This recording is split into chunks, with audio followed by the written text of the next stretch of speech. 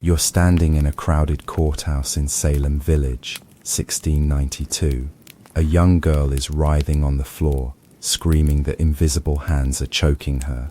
She points directly at you, a woman who's done nothing more threatening than argue with a neighbor about a property line. "She's hurting me," the girl shrieks. "Her spirit is attacking me right now." The room full of your neighbors, people you've known for years, turns to stare at you with a mixture of terror and disgust. Your every movement is now evidence. When you shift your weight, the girl mimics the motion. When you speak to defend yourself, she claims your words are controlling her like a puppet. And here's the horrifying part. There's absolutely nothing you can say or do to prove your innocence, because how do you prove that your spirit isn't doing something? Welcome to being a woman during the Salem witch trials, where your gender made you inherently suspect, and any misfortune that befell your neighbors could literally get you hanged. So settle in, maybe dim those lights, and let me know in the comments where you're tuning in from, and what time it is for you. It's always fascinating to see our global community gathering for these late-night history sessions. Maybe turn on that fan for some soft background noise, and let's journey back to a time when being accused of witchcraft was easier than getting a parking ticket, and about as fair. Let's start with the uncomfortable truth. If you were a woman in Salem Village in 1692, you were living in a world designed to crush you long before anyone ever whispered the word witch. This wasn't some ancient medieval backwater. This was colonial Massachusetts, a supposedly civilized Puritan community that prided itself on godliness and moral order. And yet, in the span of just over a year, this same community would execute 20 people for witchcraft, imprison hundreds more, and create a climate of terror that makes modern paranoia look quaint. But here's the thing that really twists the knife. Being a woman during the Salem witch trials wasn't just about avoiding accusation. It was about navigating a society that had already decided you were inherently dangerous, spiritually weak, and probably in league with the devil just by virtue of having been born female. The witch trials weren't an aberration. They were the logical conclusion of centuries of misogyny wrapped in religious doctrine and seasoned with mass hysteria. You see, Puritan society had some very specific ideas about women, and none of them were particularly flattering. Women were seen as the weaker vessel, more susceptible to sin, temptation, and diabolic influence than men. They were supposed to be silent, submissive, and utterly dependent on male authority. First their fathers, then their husbands, then their sons, if they were unlucky enough to outlive their spouses.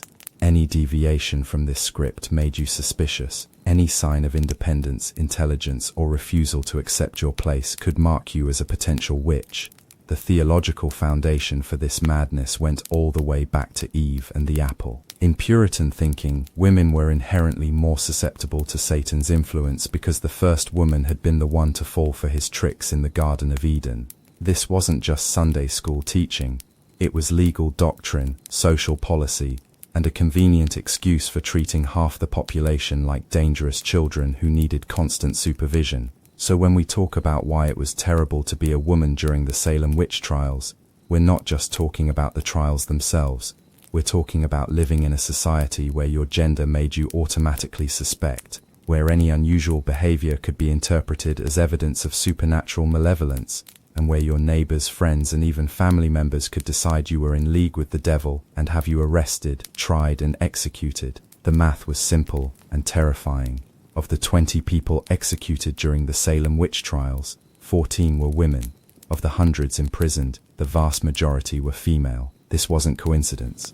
It was the inevitable result of a system that had already decided women were dangerous, and just needed an excuse to act on that belief. But before we dive into the specific horrors of accusation, trial, and execution, we need to understand what daily life was like for women in Salem Village in 1692. Because the witch trials didn't happen in a vacuum. They erupted from a community that was already a powder keg of social tensions, economic anxieties, and religious extremism. And if you were a woman in that community, you were sitting right on top of the fuse. Salem Village in 1692 wasn't the quaint colonial settlement you might imagine from history textbooks. It was a community in crisis, torn apart by economic disputes, political divisions, and religious conflicts that had been simmering for decades.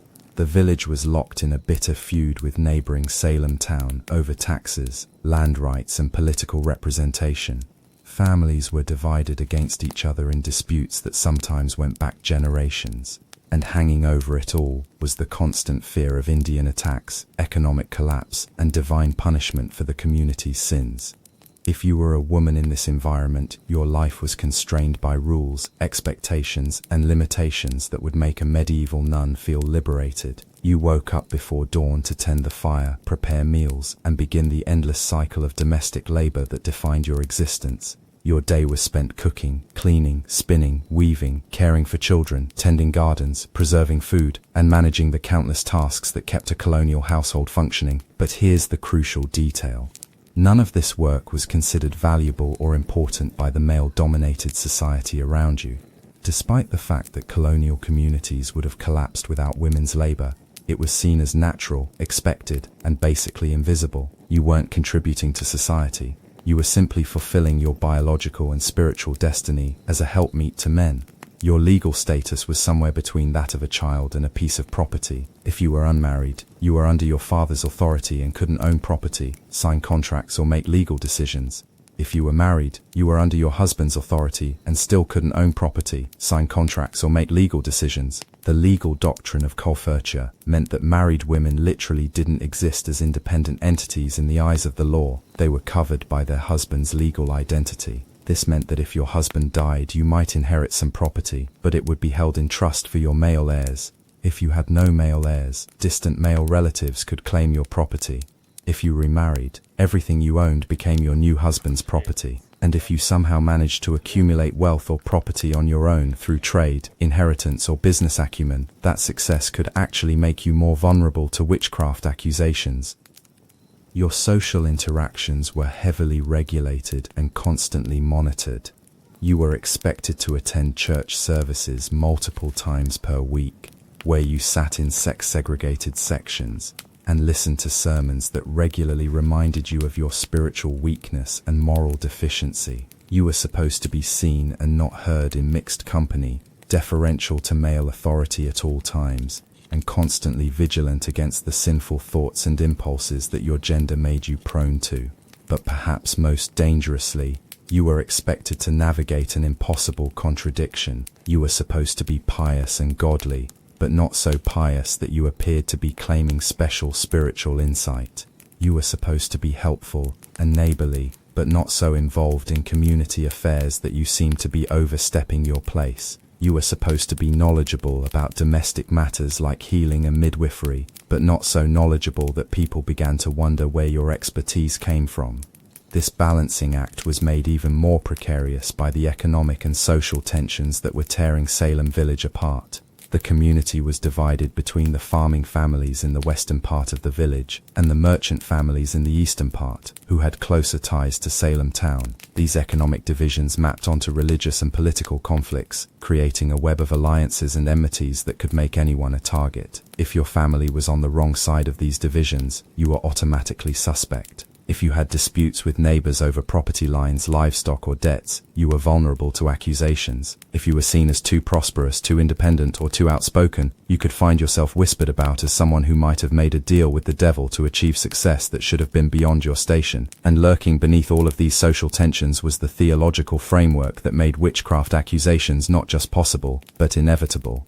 Puritans believed that Satan was actively working in the world, recruiting human agents to carry out his evil plans. They believed that witches could harm people through supernatural means, causing illness, destroying crops, killing livestock, and spreading misfortune through communities. More importantly, they believed that Satan specifically targeted women for recruitment because of their spiritual weakness and susceptibility to temptation.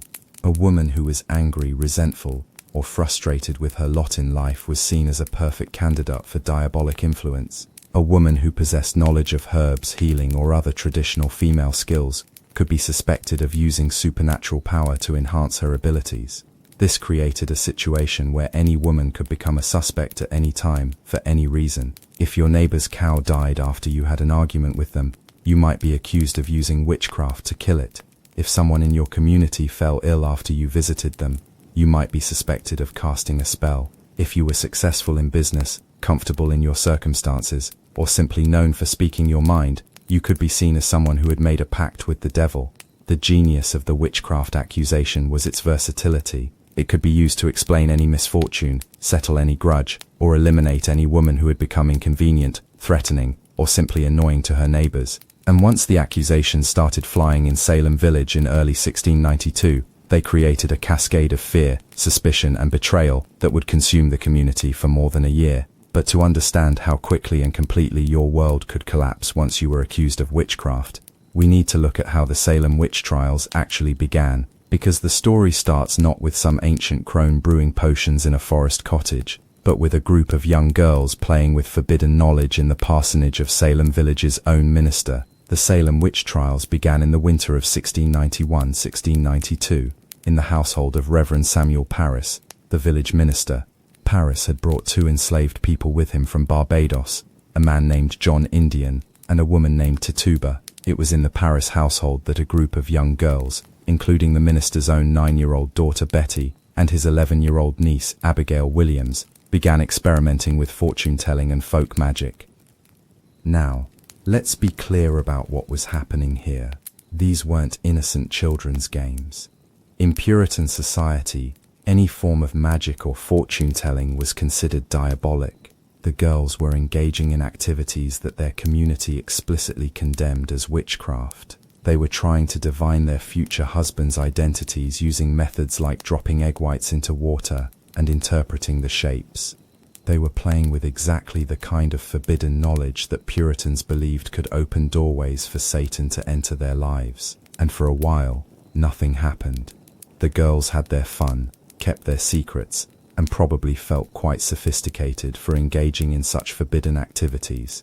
But then, in January 1692, Betty Parris and Abigail Williams began displaying what can only be described as bizarre behavior. They had fits where they would scream, contort their bodies into impossible positions, and claim to be pinched and bitten by invisible forces. They would bark like dogs, meow like cats, and speak in gibberish that witnesses interpreted as foreign languages. Modern historians and medical experts have suggested various explanations for this behavior: ergot poisoning from contaminated grain, psychological hysteria, attention-seeking behavior, or genuine mental illness. But to the Puritan community of Salem Village, there was only one possible explanation: witchcraft. Someone had cast a spell on these girls, and that someone needed to be found and punished. The problem was that Betty and Abigail initially refused to say who was tormenting them. They would writhe and scream and claim to be under attack, but they wouldn't, or couldn't, identify their supernatural tormentors. This created an intolerable situation for the adults around them. The girls were clearly suffering from something supernatural, but without knowing who was responsible, the community couldn't take action to stop it. Ken passed on. Here's where the story takes its first truly dark turn. The adults in Salem Village, led by Reverend Parris and other community leaders, began pressuring the girls to name their attackers. They used every tool at their disposal: prayer, fasting, biblical interpretation, and relentless questioning. They brought in other ministers to consult on the case. They essentially tortured these children psychologically until they broke down and gave the adults what they wanted: names. And the names the girls finally provided tell us everything we need to know about how witchcraft accusations really worked in colonial New England. They didn't accuse the wealthy merchant families or the prominent church members. They didn't point fingers at the politically powerful or the socially connected. Instead, they named 3 women who were already on the margins of Salem Village society: Sarah Good, Sarah Osborne, and Tituba. Sarah Good was a homeless beggar who went door to door asking for food and shelter. She was exactly the kind of person Puritan society saw as a burden and a threat.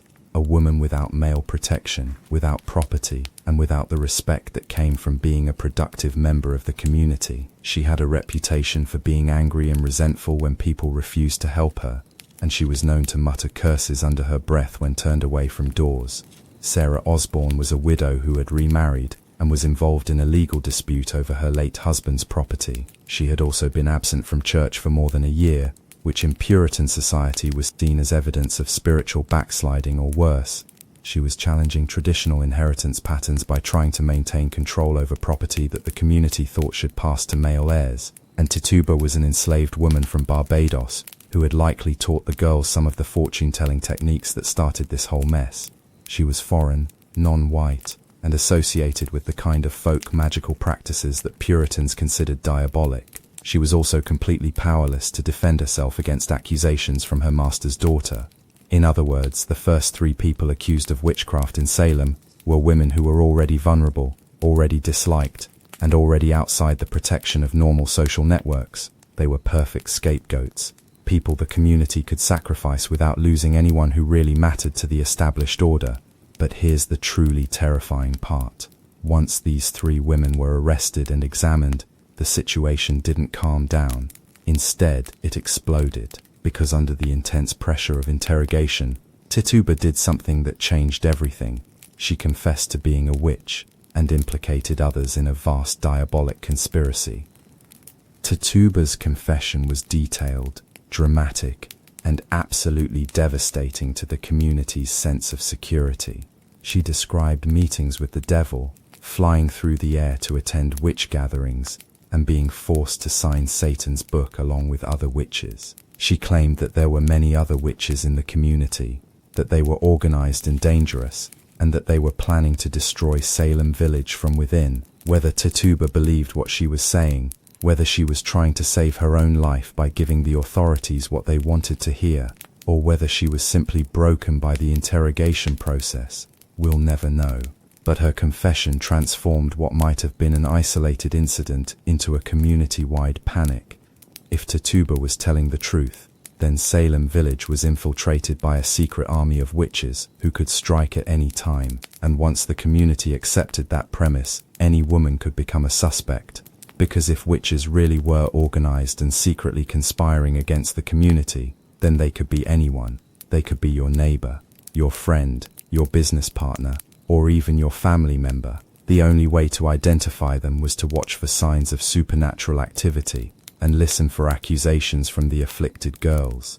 This is where your life as a woman in Salem village would have taken a sharp turn from difficult to absolutely terrifying, because now, every interaction you had, every expression you made, every piece of bad luck that befell your neighbors could be interpreted as evidence of your involvement in diabolic activities. The rules of normal social life were suspended, replaced by a paranoid atmosphere where suspicion and accusation could destroy lives overnight. The genius of the Salem witch trials was how they created a self-reinforcing cycle of accusation and confession. Each new accusation seemed to confirm that the witchcraft conspiracy was real and extensive. Each confession provided new details about how the conspiracy worked and implicated even more people. And each execution demonstrated the community's determination to root out the diabolic threat, encouraging more people to come forward with their suspicions and accusations. If you were a woman caught in this machine, your options were limited and all of them were terrible. You could maintain your innocence and risk being hanged as an unrepentant witch. You could confess to witchcraft and implicate others, saving your own life at the cost of sending your neighbors to their deaths. Or you could try to flee the community entirely, abandoning everything you had ever known, and marking yourself as guilty by your very attempt to escape. But before we explore those impossible choices, we need to understand exactly how accusations of witchcraft actually worked in Salem, because the process wasn't random or chaotic. It followed specific patterns that reveal the underlying social dynamics and power structures that made the witch trials possible. The accusation process in Salem was a carefully orchestrated performance that combined legal procedure, religious ritual, and public spectacle in ways that made denial almost impossible and resistance futile. It began with what were called fits, the supernatural attacks that the afflicted girls claimed to experience when they were in the presence of their tormentors. These fits were dramatic, public, and absolutely terrifying to witness. The girls would scream, convulse, and claim to be pinched, bitten, and strangled by invisible hands. They would contort their bodies into impossible positions, speak in strange voices, and describe seeing the specters of their attackers hovering in the air around them. They would point at specific individuals in the room and claim that those people's spirits were tormenting them at that very moment. Now, if you were the person being pointed at during one of these episodes, imagine what you would be experiencing. You're standing in a crowded room, probably in the meeting house or the courthouse, surrounded by your neighbors and community leaders. Suddenly, a young girl begins screaming and pointing directly at you. She claims that your spirit, your spectre, is attacking her right now, even though you're clearly standing several feet away doing nothing threatening. The audience sees a girl in obvious distress, writhing in apparent agony, naming you as her tormentor. They don't see any attack, because the attack is supposedly happening in the spiritual realm, invisible to normal sight. But they can see the girl's suffering, and they can hear your name being shouted as the cause of that suffering. What could you possibly say in your defense? That you're not attacking anyone. Everyone can see that your physical body isn't attacking the girl, but that's not the accusation. The accusation is that your spirit, possibly without your conscious knowledge, is doing Satan's work, that you've made a pact with the devil that allows your spectre to roam free and harm innocent people. How do you prove that your spirit isn't doing something? How do you demonstrate that you haven't made a deal with Satan? How do you convince a room full of terrified, superstitious people that what they're witnessing isn't evidence of your supernatural malevolence? The answer is, you can't. The accusation of spectral evidence, the claim that someone's spirit was seen committing harmful acts, was essentially impossible to disprove.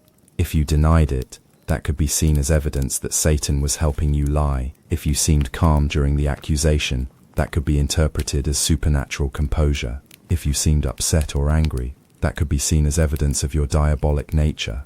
The fits themselves became more elaborate and specific as the trials progressed. The afflicted girls would describe in detail how the accused person's spectre was dressed, what it was doing, and what it was saying. They would claim to see the devil himself, appearing as a tall, dark man who commanded the witches and gave them instructions for harming the community. They would describe witch meetings where the accused gathered to plan their attacks on innocent people. They would claim to see the devil's book, a registry where witches signed their names in blood to seal their pacts with Satan. They would even provide testimony about conversations they claimed to have overheard between the accused and diabolic spirits. All of this testimony was considered valid evidence in court, despite the fact that it was completely unverifiable and based entirely on the word of the accusers. The legal authorities accepted the premise that Satan could give his servants the power to send out their spirits to harm others, and therefore spectral evidence was real evidence of witchcraft. But the accusations didn't rely solely on spectral evidence. The community also looked for physical signs of witchcraft, what they called maleficium. These were the actual harmful acts that witches supposedly performed, killing livestock, causing crop failures, inducing illnesses, creating storms, or bringing misfortune to their neighbors. Here's where the social dynamics of Salem village became crucial, because accusations of maleficium almost always involved conflicts that had been brewing in the community for months or years before the witch trials began. Someone would remember that their cow had died shortly after they had an argument with you. Someone else would recall that their child had fallen ill after you visited their house. A neighbor would suddenly connect a series of small misfortunes to times when they had refused to help you or had some kind of disagreement with you. The witch trials gave people a supernatural explanation for the ordinary frustrations and misfortunes of colonial life, and it allowed them to blame specific individuals for problems that were actually caused by disease, weather, economic pressures, or simple bad luck. More importantly, it gave them a way to eliminate people they found threatening, annoying, or inconvenient by framing their elimination as a righteous act of community self-defense. This is where being a woman made you particularly vulnerable, because the types of knowledge and activities that were considered normal and even necessary for women in colonial society could easily be reinterpreted as evidence of witchcraft. If you knew how to brew herbal remedies, you could be accused of poisoning people. If you were skilled at midwifery, you could be blamed when babies died or mothers had difficult births. If you were successful in business or farming, you could be suspected of using supernatural means to achieve your prosperity. The line between helpful neighbor and dangerous witch was thin and constantly shifting, depending on the political climate, economic conditions, and personal relationships in the community. A woman who had been respected for her healing skills could suddenly find those same skills being used as evidence against her if someone she had treated died, or if her treatments failed to work as expected. The accusation process was also designed to create maximum social pressure on the accused. Once you were named as a witch, you were immediately arrested and taken to jail to await examination. This meant that you were separated from your family, your support network, and anyone who might speak in your defense. You were held in conditions that were deliberately harsh and uncomfortable, designed to break down your resistance and encourage confession. The jail in Salem was overcrowded, unsanitary, and cold. Prisoners were chained to prevent escape and charged for their own food and accommodations. If your family couldn't afford to pay for your upkeep, you faced starvation and exposure. If you were pregnant, you gave birth in chains. If you were elderly or sick, you received no medical care. The psychological pressure was enormous. You were cut off from everything familiar and comforting, held in conditions that reminded you constantly of your powerlessness and vulnerability. You were told repeatedly that confession was your only hope of salvation, both spiritual and temporal. You were informed that others had already confessed and implicated you, making denial seem futile, and then you were brought before the magistrates for examination, a public spectacle that was designed to demonstrate the community's determination to root out diabolic influences and to pressure you into confession. The examination was held in the meeting house or courthouse, with community members packed into every available space to witness the proceedings. You were brought before judges who had already decided you were probably guilty. You were confronted with accusers who claimed to be suffering supernatural torment at your hands. You were questioned about your religious beliefs, your relationships with neighbors, your daily activities, and any unusual events or circumstances in your life that might be interpreted as evidence of witchcraft. The questions were designed to trap you regardless of how you answered. If you maintained your innocence, you were accused of lying and serving Satan. If you showed any knowledge of folk magic or traditional healing practices, that was evidence of diabolic involvement. If you couldn't recite prayers perfectly or seemed unfamiliar with biblical passages, that suggested spiritual corruption. Throughout the examination, the afflicted girls would continue to have fits, claiming that your spectre was attacking them even as you stood before the court. Their suffering was visible and dramatic, while your denials were just words. The visual impact of their apparent torment was far more compelling to observers than any arguments you could make in your own defense. And here's the most insidious part of the whole process. The community genuinely believed they were doing God's work by prosecuting witches. They saw themselves as righteous defenders of their society against diabolic attack. They believed that showing mercy to witches would be a betrayal of their religious duty and an invitation for Satan to destroy their community. This religious conviction made the accusations even more dangerous because it meant that people who might otherwise have been skeptical of the charges became enthusiastic supporters of the trials. Ministers preached sermons about the importance of rooting out witchcraft. Community leaders competed to demonstrate their godliness by supporting the prosecutions. Even family members sometimes joined in accusations against their own relatives, believing that supporting a witch, even a witch in their own family, would damn their souls. The result was a community-wide atmosphere of paranoia, suspicion, and betrayal that made normal social relationships impossible. Women who had been friends for decades suddenly became afraid to speak to each other. Neighbors who had shared resources and supported each other through difficult times began watching each other for signs of supernatural activity. Families were torn apart as members turned against each other to prove their own innocence and godliness. If you were a woman in Salem during this period, you were living in a world where any conversation could be misinterpreted, any gesture could be seen as threatening, and any misfortune that befell your neighbors could be blamed on you. You had to be constantly vigilant about your behavior, your words, and even your facial expressions, because anything unusual could be reported as evidence of witchcraft.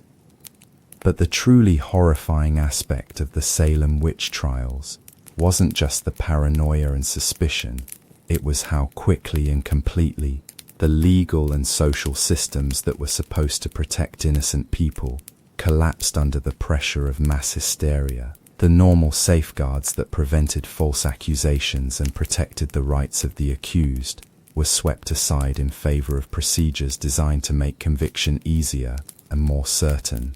The trials operated under rules of evidence that would be laughable if they weren't so deadly. Spectral evidence, testimony about what people claimed to see in the invisible spiritual realm, was accepted as proof of guilt. Hearsay evidence was admitted without question. The testimony of confessed witches was given special weight, even though these people had admitted to being servants of Satan, and therefore had every reason to lie. The accused were not provided with legal representation.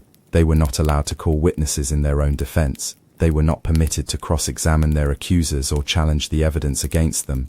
They were presumed guilty unless they could prove their innocence, and the standards for proving innocence were essentially impossible to meet.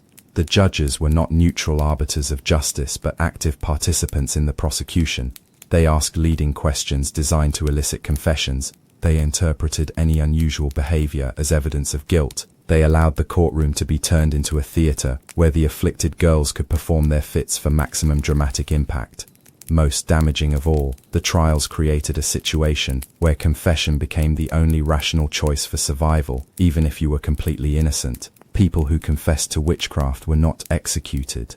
People who maintained their innocence were hanged. The message was clear: admit to being a witch and implicate others, or die. This created a perverse incentive structure that guaranteed the trials would expand and accelerate. Each confession seemed to validate the reality of the witchcraft conspiracy and provided new names for investigation. Each execution demonstrated the community's resolve and encouraged more people to come forward with accusations. The system fed on itself, growing larger and more destructive with each passing day. And through it all, women bore the brunt of the violence and persecution. They were more likely to be accused, more likely to be convicted, and more likely to be executed than men. They were seen as inherently more susceptible to diabolic influence and therefore more dangerous to the community. Their traditional roles as healers, midwives, and keepers of folk knowledge made them natural targets for suspicion. But perhaps most tragically, women were often the ones doing the accusing. The afflicted girls who started the trials were female. Many of the witnesses who testified against the accused were women. Some of the most damaging accusations came from women who were trying to save themselves by implicating others. This wasn't because women were naturally more malicious or superstitious than men. It was because the system was designed to pit women against each other, forcing them to choose between their own survival and the lives of their neighbors. In a society where women had no real power and few options for protecting themselves, turning on each other became a survival strategy. The Salem witch trials revealed the horrifying potential for a community to turn against its own members when fear, superstition, and social tensions reached a critical mass. They showed how quickly civilized society could collapse into mob violence when people became convinced that they were under supernatural attack. And they demonstrated how easily scapegoating could be disguised as righteousness when it was wrapped in religious language and legal procedure. But to truly understand the terror of being a woman during the Salem witch trials, we need to look at specific cases. The stories of real women who were caught in this machine of accusation, trial, and execution. Because behind the historical statistics and legal documents were individual human beings whose lives were destroyed by a community that had convinced itself that killing innocent people was an act of godly devotion. Let's start with Bridget Bishop, the first person executed during the Salem witch trials, and a woman whose story perfectly illustrates how accusations of witchcraft could be used to eliminate someone who didn't conform to social expectations about how women should behave. Bridget Bishop was probably in her 60s when she was arrested for witchcraft in April 1692.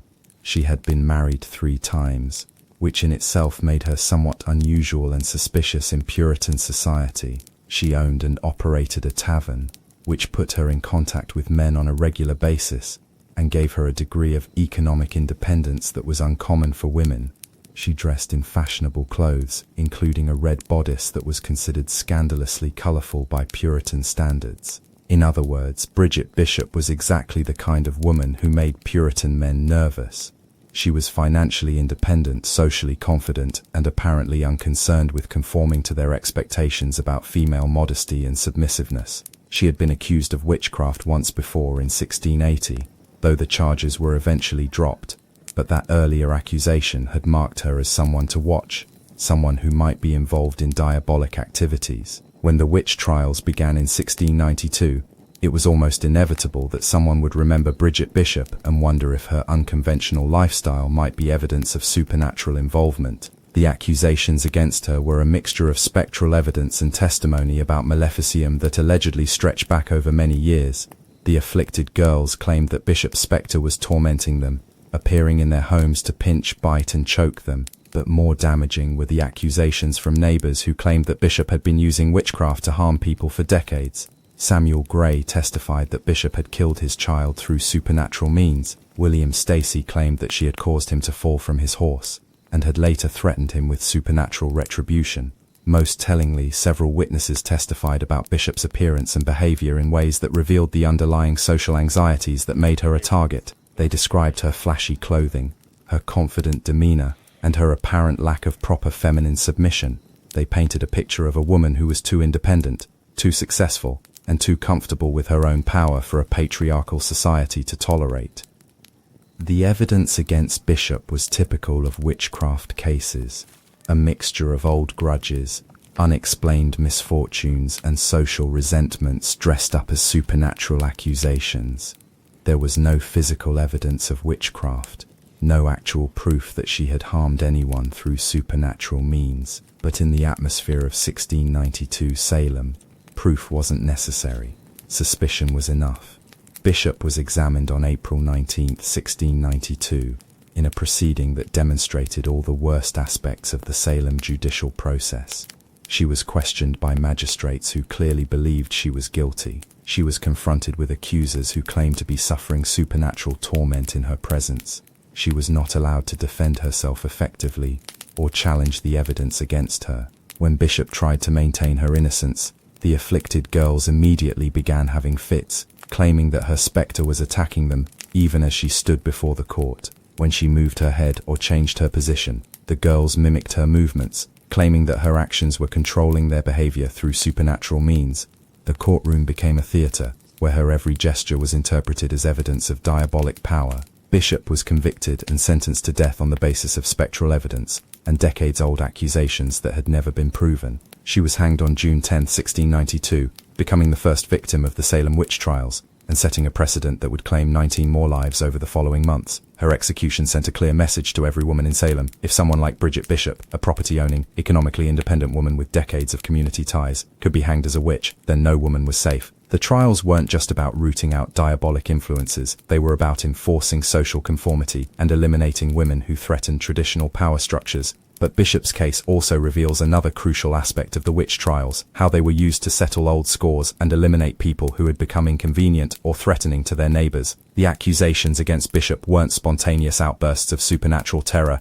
They were the culmination of years of resentment and suspicion that had been building up in the community.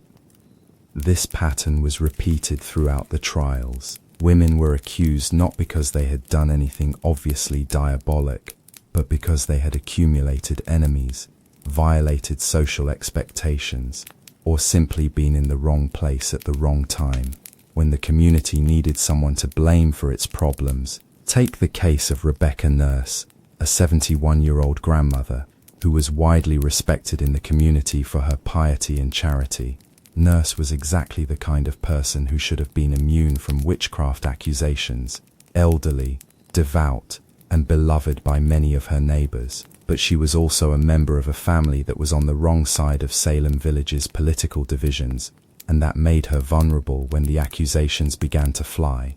The Nurse family had been involved in disputes with some of their neighbors over land boundaries and church politics. They had supported a previous minister who had been forced out of his position by the faction that now controlled the village. They were seen as opponents of the current power structure, and that made them targets when the witch trials provided an opportunity to eliminate political enemies under the guise of rooting out diabolic influences. When Rebecca Nurse was accused of witchcraft, the response was immediate and divided.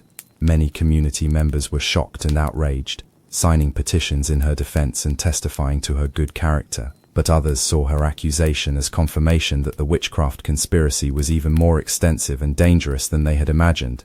If someone as apparently godly as Rebecca Nurse could be a witch, then anyone could be. The case against Nurse was built on the same foundation of spectral evidence and old grudges that characterized all the Salem trials. The afflicted girls claimed that her spectre was tormenting them, and several neighbors came forward with stories of misfortunes that they now attributed to her supernatural malevolence. But the accusations against Nurse were particularly weak, even by Salem standards, and many people recognized them as politically motivated attacks. Initially, the jury found Nurse not guilty, a verdict that should have ended the case and perhaps begun to restore some sanity to the proceedings. But the judges were not satisfied with this outcome. They asked the jury to reconsider their verdict, pointing to a statement Nurse had made during her trial that could be interpreted as an admission of guilt. Under this pressure, the jury changed their verdict to guilty.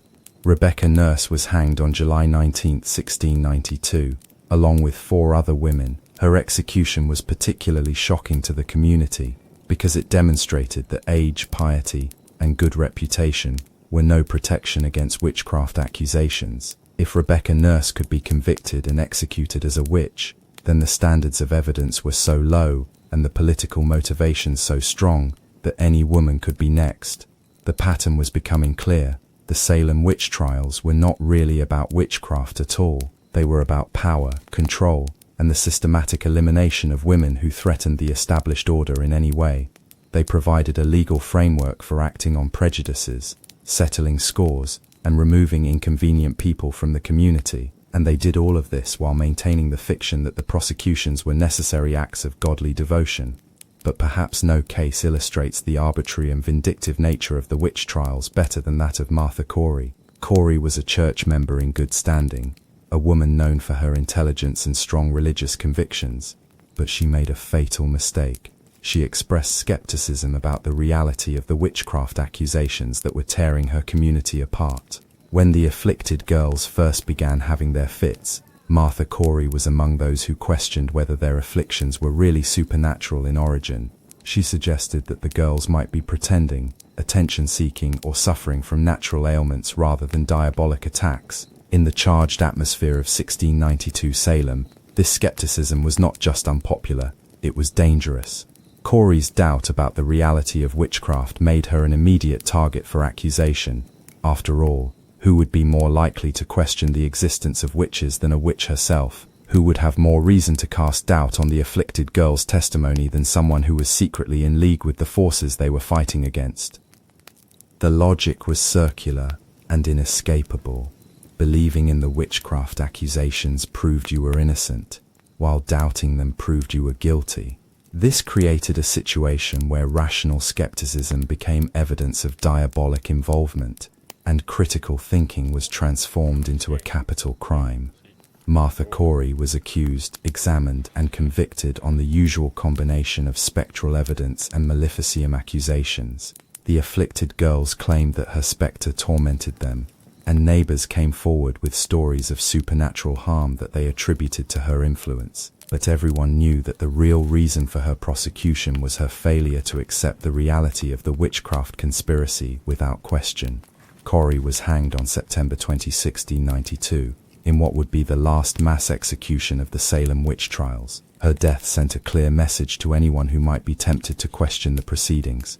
Doubt was treason, skepticism was diabolic, and the only safe position was enthusiastic support for the trials, no matter how obviously unjust they became. The executions of women like Bridget Bishop, Rebecca Nurse, and Martha Corey revealed the true purpose of the Salem witch trials. They were a tool for enforcing conformity and eliminating dissent. Any woman who was too independent, too outspoken, too successful, or too skeptical could be eliminated by accusing her of witchcraft.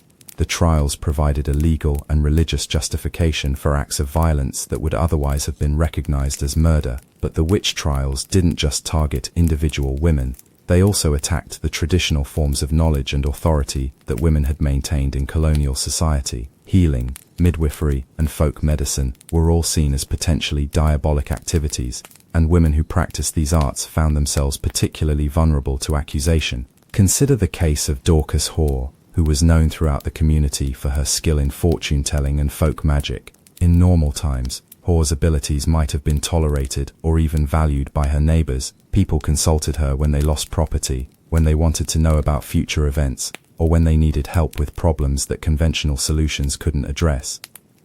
But when the witch trials began, Hoare's reputation for supernatural knowledge made her an obvious target.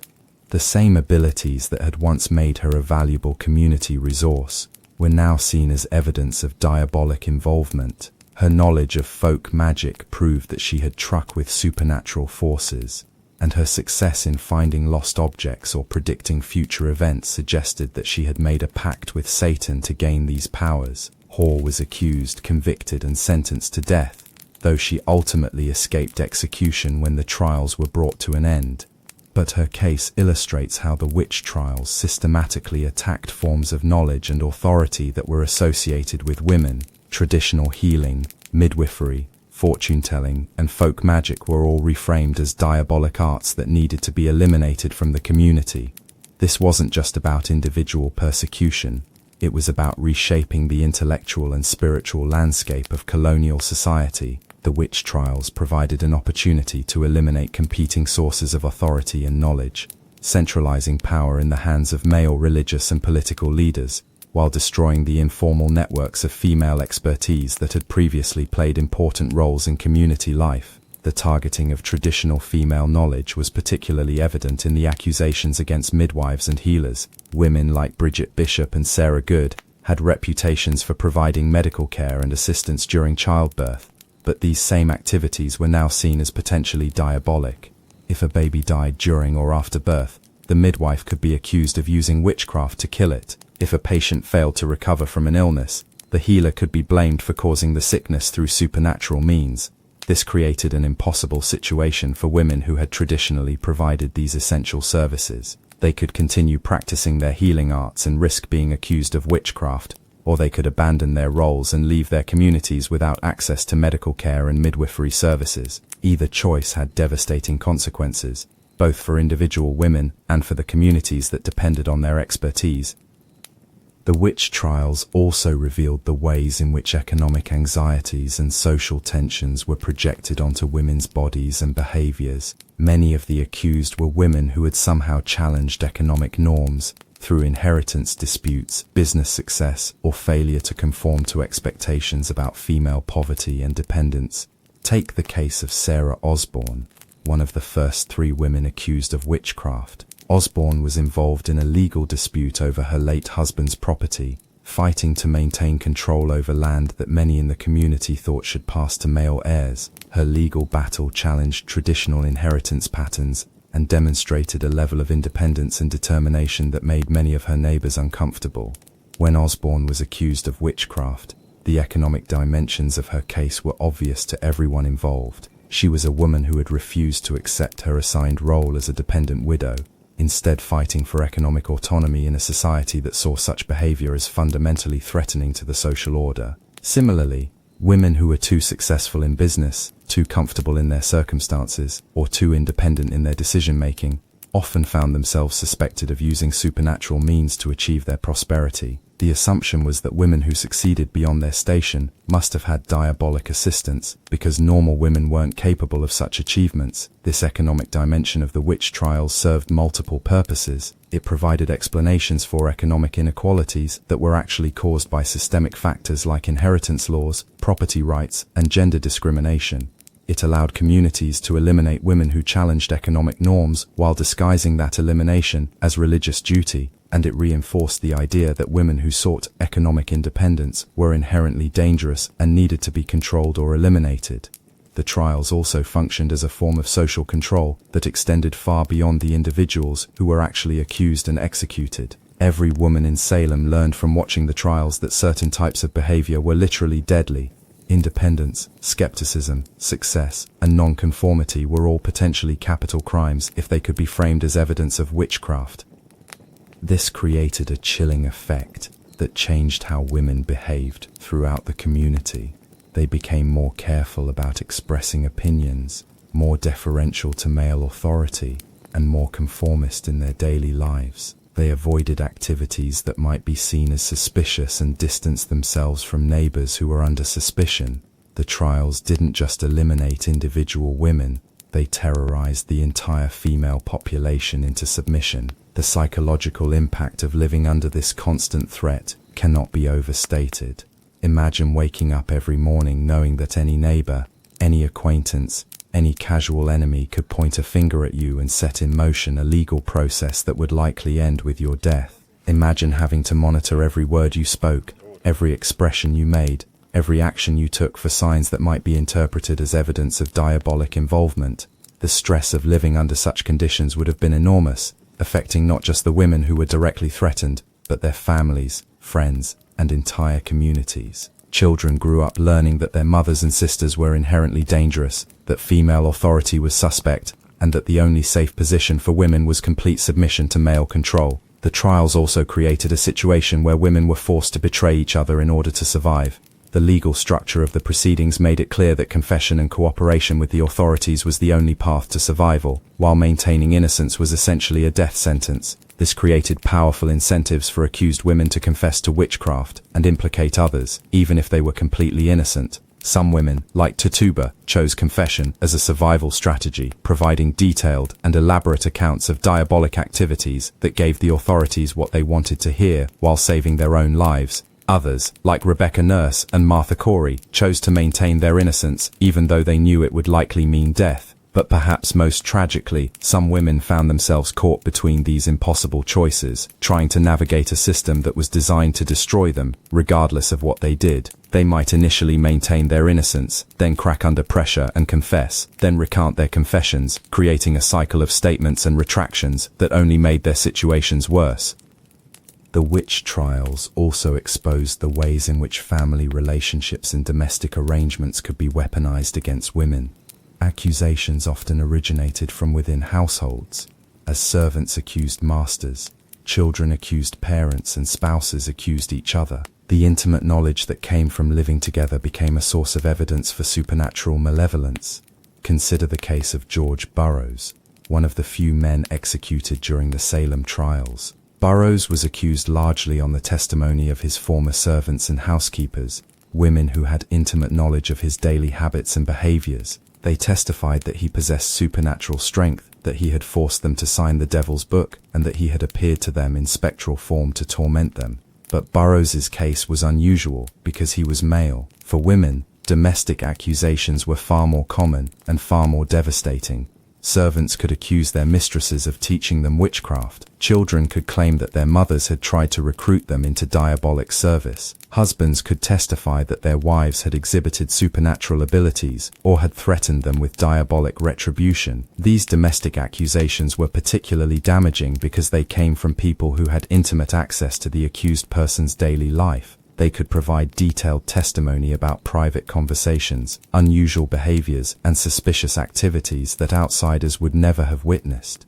The very intimacy of domestic relationships made them a source of evidence for supernatural malevolence. The trials also revealed how quickly normal social relationships could be transformed into evidence of diabolic conspiracy.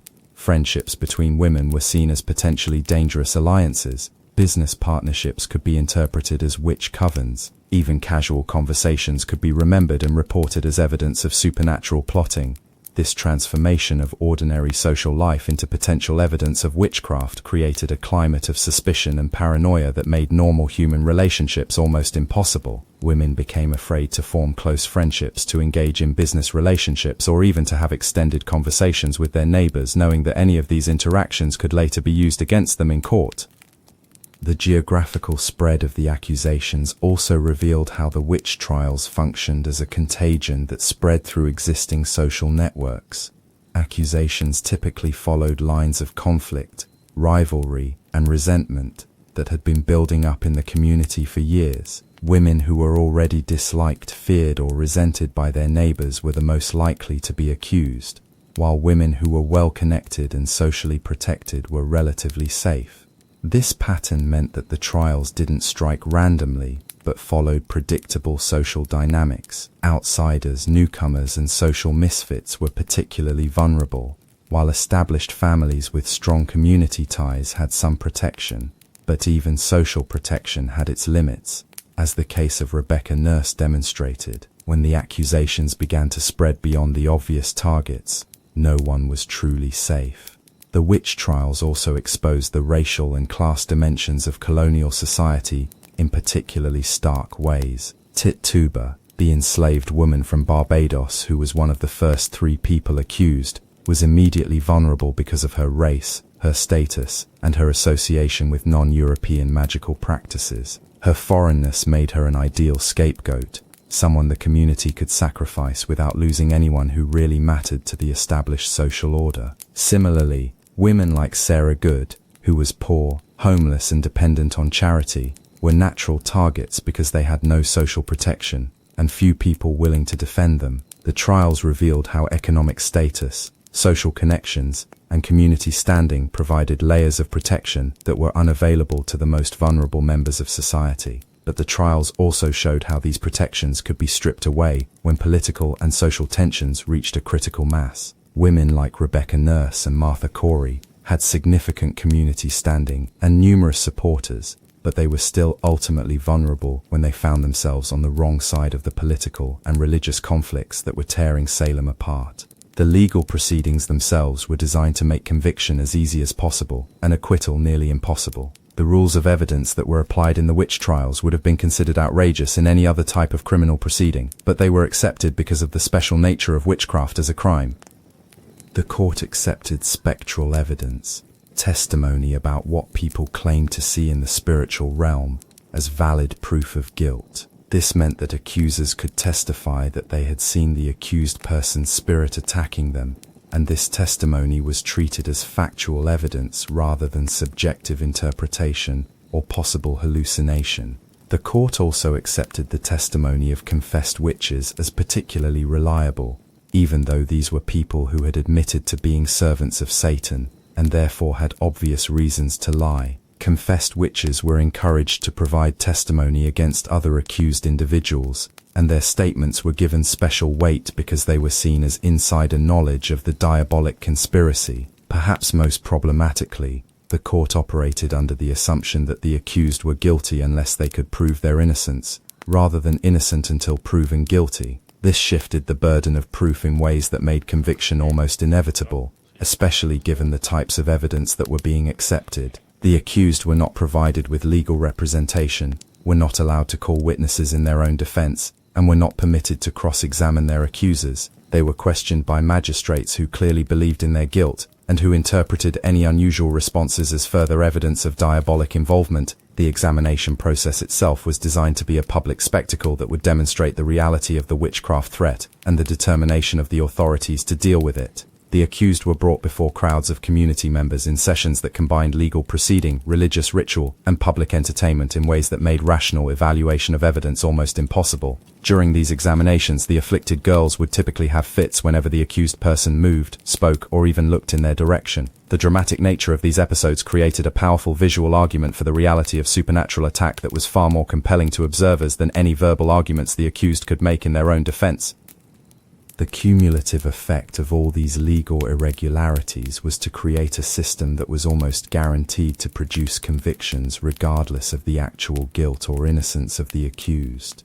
Once someone was formally accused of witchcraft in Salem, their chances of survival were minimal unless they were willing to confess and implicate others. This legal structure had profound implications for how women experienced the trials. It meant that the normal protections that were supposed to prevent false accusations and protect innocent people had been systematically dismantled. It meant that reputation, social standing, and even obvious innocence were no protection against conviction and execution. Most importantly, it meant that the decision about who lived and who died was made not by juries evaluating evidence according to legal standards, but by the political and social dynamics that determined who would be accused in the first place. The trials were not really about determining guilt or innocence. They were about eliminating people who had already been marked for destruction by community resentments and social tensions. As the trials progressed through the summer and fall of 1692, the criteria for accusation became broader and the evidence required for conviction became weaker. What had begun as accusations against marginal figures like Sarah Good and Tituba expanded to include respected community members like Rebecca Nurse and Martha Corey. What had started as specific claims about supernatural harm evolved into vague assertions about spectral appearances and diabolic meetings. The expansion of the trials created a climate of terror that affected every aspect of daily life in Salem and surrounding communities. People became afraid to interact normally with their neighbors, to express opinions about local affairs, or to engage in any behavior that might be interpreted as suspicious. Normal social life began to break down as fear and suspicion replaced trust and cooperation. Women were particularly affected by this breakdown of social norms because they were the primary targets of accusation and because their traditional roles in the community made them especially vulnerable to suspicion. Activities that had once been seen as normal and necessary, healing, midwifery, folk magic, religious devotion, and even basic household management, were now potentially interpreted as evidence of diabolic involvement. The psychological impact of living under these conditions was devastating. Women had to constantly monitor their own behavior, their interactions with others, and even their facial expressions and body language, for signs that might be misinterpreted as evidence of witchcraft. They had to be prepared to defend themselves against accusations that could arise from the most innocent activities or the most casual interactions. The trials also created a situation where traditional forms of female community and mutual support became dangerous. Women's networks that had previously provided emotional support, practical assistance, and collective protection were now seen as potential witch covens. Gatherings of women for any purpose, whether social, religious, or practical, could be interpreted as diabolic meetings where supernatural plots were hatched and diabolic rituals performed. This destruction of female community networks had long-lasting effects that extended far beyond the end of the trials themselves.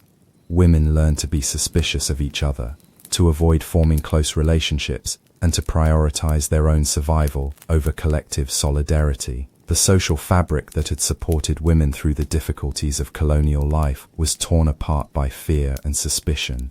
The trials also had profound effects on family relationships and domestic arrangements. Children learned that they could gain attention and power by making accusations against adults. Servants discovered that they could escape difficult situations by claiming supernatural persecution. Spouses found that they could eliminate unwanted partners by suggesting diabolic involvement. These dynamics created a situation where the most intimate relationships became sources of potential danger.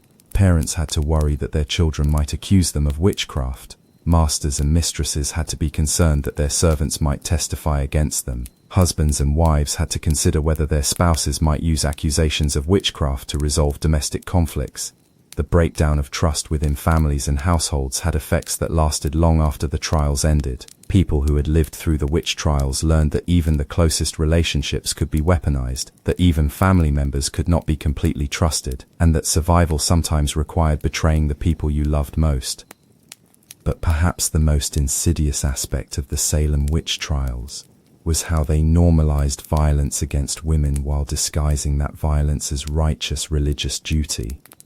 The executions were presented not as murders, but as necessary acts of community self-defense against diabolic attack. The torture and imprisonment of accused women was framed not as cruelty, but as appropriate treatment for dangerous criminals who threatened the very survival of godly society. This religious justification for violence against women had effects that extended far beyond Salem and far beyond the 1690s. It established precedents for using religious language to justify oppression, for treating women's independence as inherently threatening, and for eliminating inconvenient people by framing them as supernatural dangers. The witch trials also demonstrated how quickly a community could abandon basic principles of justice and human decency when fear and prejudice reached a critical mass. Salem Village was not a particularly backward or superstitious community by the standards of its time. It was a relatively prosperous, educated, and religiously sophisticated settlement that prided itself on its godliness and moral order. Yet in the space of little more than a year, this same community executed 20 innocent people, imprisoned hundreds more, and created a climate of terror that destroyed normal social relationships and turned neighbors against each other. The transformation was rapid, complete, and horrifying in its implications for human nature and social stability. The end of the Salem witch trials came not because the community suddenly recovered its sanity, or because new evidence emerged to prove the innocence of the accused. It came because the trials had begun to threaten people who were too powerful, too well-connected, and too important to be sacrificed to the machinery of accusation and execution.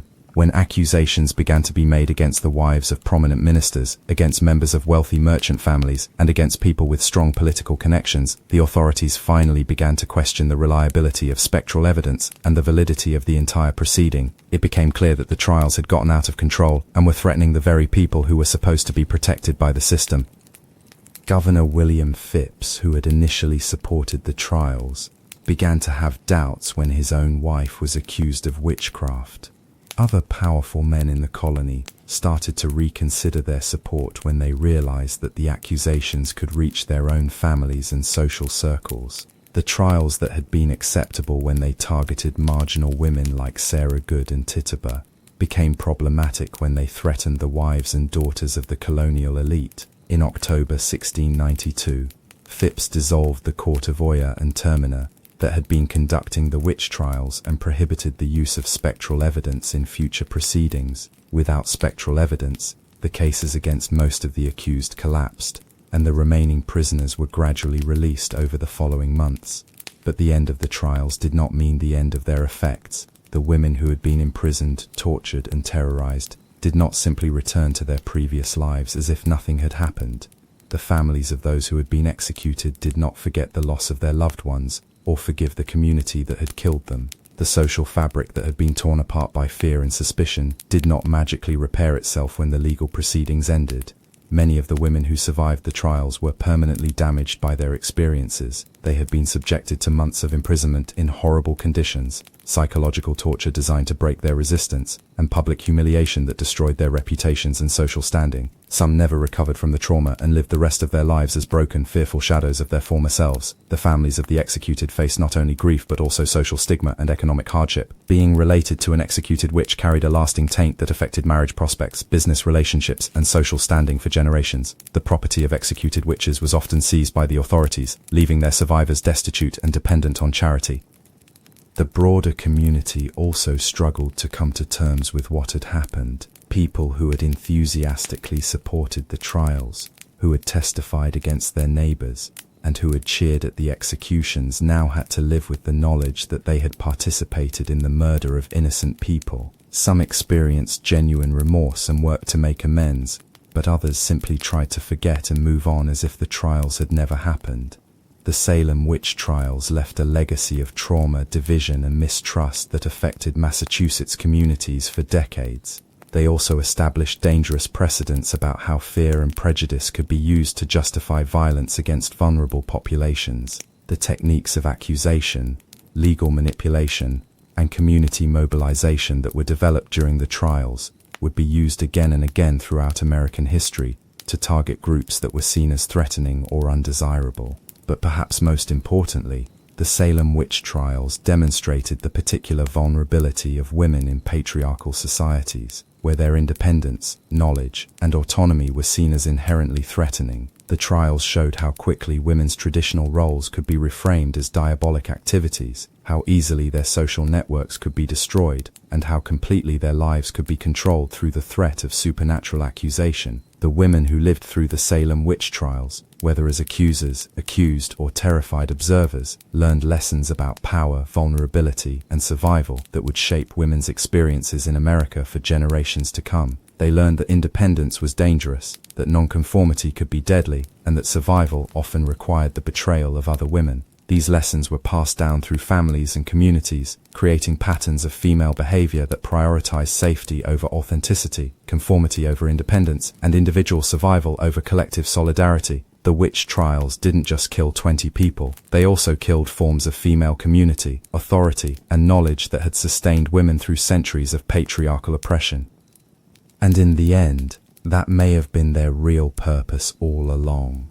The Salem witch trials were not really about eliminating supernatural threats or protecting godly communities from diabolic attack. They were about reinforcing patriarchal control, eliminating female independence, and demonstrating the consequences of challenging male authority in any form. The women who died on Gallows Hill were not witches. They were victims of a system that had decided their independence, their knowledge, their skepticism, or simply their existence was too threatening to tolerate. They were killed not because they had made pacts with the devil, but because they had failed to make proper pacts with the patriarchal power structure that demanded their complete submission. Their deaths served as a warning to every other woman in colonial America: conform, submit, and never challenge the system that oppresses you, or face the consequences. It was a lesson written in blood and terror, and it would take centuries for women to fully overcome the legacy of fear and submission that the Salem witch trials created.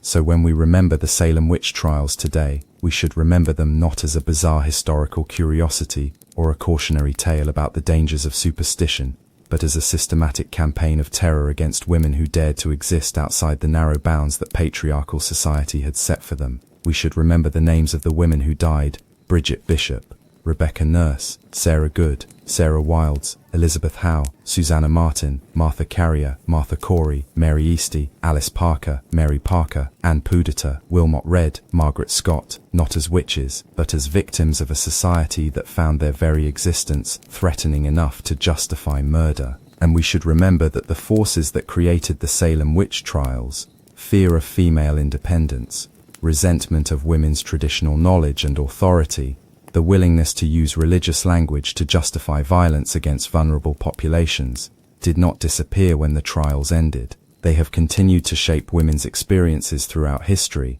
and they continue to operate in various forms today. The Salem witch trials remind us that civilization is fragile, that justice is vulnerable, and that ordinary people are capable of extraordinary cruelty when they are convinced that their victims deserve to die. They remind us that being a woman in a patriarchal society is inherently dangerous, and that the price of female independence has often been paid in blood.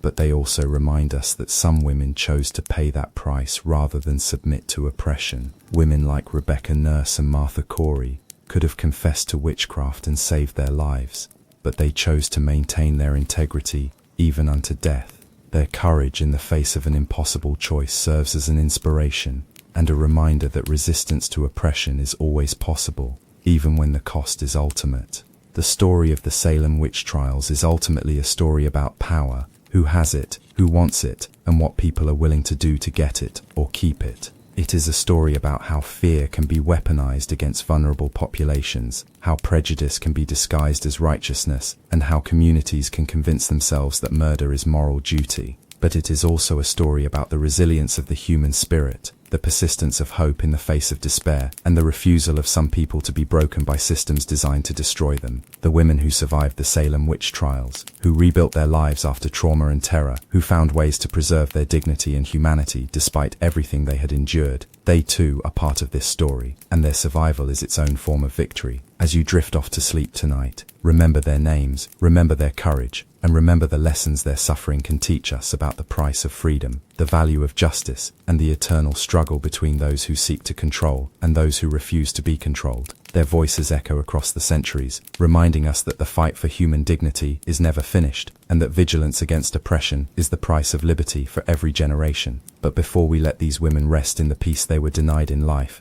we need to understand just how deeply the Salem experience penetrated into the daily reality of being female in that time and place. Because the trials weren't just a series of legal proceedings, they were a total transformation of what it meant to exist as a woman in colonial New England. Every aspect of female life became suspect during the Salem Panic. Take something as basic as cooking. Women had always been responsible for food preparation, and this involved knowledge of herbs, preservation techniques, and remedies that could ease illness or discomfort. But during the witch trials, this same knowledge became evidence of supernatural power. A woman who knew which herbs could calm a colicky baby might be accused of poisoning children. Someone who could brew effective remedies for common ailments might be suspected of concocting love potions or deadly poisons. The kitchen, which had been the heart of domestic life and female authority, became a space of potential diabolic activity. Every pot could be a cauldron, every herb garden could be a witch's pharmacopoeia, every successful meal could be evidence of supernatural assistance. Women found themselves afraid to demonstrate too much culinary skill or too much knowledge of traditional remedies, lest they attract the wrong kind of attention. Even more basic activities became fraught with danger. Spinning and weaving, the endless work that occupied women's hands during long winter evenings, were reimagined as potentially magical activities. The spinning wheel, with its hypnotic motion and mysterious transformation of raw materials into finished goods, could be seen as an instrument of enchantment. Women who were particularly skilled at textile work might be suspected of using supernatural means to achieve their success. Gardening, which was essential for family survival, became another arena of suspicion. Women who had green thumbs, whose vegetables grew larger, or whose flowers bloomed more brilliantly than their neighbors, could find themselves accused of using diabolic assistance. The traditional knowledge of plant cultivation that had been passed down through generations of women was suddenly reframed as evidence of supernatural collaboration. Animal husbandry, too, became suspect. Women who had a way with livestock, who could calm a fractious cow or coax a reluctant hen to lay, might be accused of using witchcraft to control animals. When animals died or became sick, their caretakers could be blamed for causing the problems through supernatural means. The intimate relationship between women and the animals they tended was transformed into evidence of diabolic communion. Even religious devotion, which was supposed to be the cornerstone of Puritan life, became dangerous for women. A woman who was too pious might be suspected of putting on a show to hide her diabolic nature. Someone who was not pious enough was obviously vulnerable to satanic influence. Women who had religious visions or spiritual experiences could be accused of trafficking with demons rather than angels. There was no safe level of religious expression. Too much or too little could both be interpreted as evidence of witchcraft. The impossible standards extended to every aspect of female behavior and appearance. A woman who was too attractive might be accused of using supernatural means to enhance her beauty, or of employing her looks to seduce men into diabolic pacts. Someone who was plain or unkempt might be seen as a stereotypical witch who had abandoned normal feminine concerns for supernatural pursuits. Women who were too talkative could be accused of spreading diabolic influence through their words. Those who were too quiet might be suspected of secretly plotting supernatural mischief. The gregarious woman might be seen as recruiting others into diabolic service, while the solitary woman might be accused of conducting secret rituals away from prying eyes. Economic circumstances too became indicators of supernatural involvement. A woman who was too poor might be suspected of making diabolic pacts to improve her situation, or of using witchcraft to extract resources from her neighbors. Someone who was too prosperous might be accused of achieving her wealth through supernatural means. There was no economic status that provided safety from suspicion. Age offered no protection either.